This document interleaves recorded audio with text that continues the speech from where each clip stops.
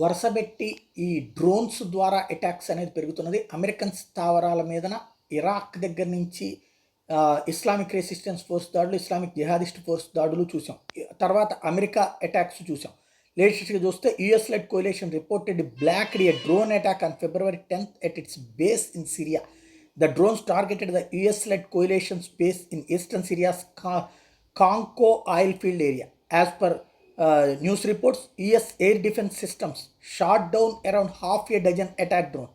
The attack came amid US and Iran-linked militant tit-for-tat attacks in Syria and Iraq. ఇది America మొన్న చేసినటువంటి దాడులకు ప్రతీకారంగా మళ్ళీ తాము దాడి చేస్తామని ప్రకటించినటువంటి ఇజ్రాయెల్ రెసిస్టెన్స్, ఏది ఇస్లామిక్ రెసిస్టెన్స్ ఫోర్స్ ఎవరైతే ఉన్నారో వాళ్ళు అమెరికన్ బేసుల మీద దాడి చేయడానికి కాంకో ఆయిల్ ఫీల్డ్ మీద ప్రయత్నిస్తే 7 డ్రోన్స్ వాడితే 7 డ్రోన్స్ని కూడా దారిలోనే ఎయిర్ డిఫెన్స్ సిస్టమ్స్ ద్వారా అంతం చేసి అమెరికా తమకి నష్టం లేకుండా చూసుకోగలిగింది.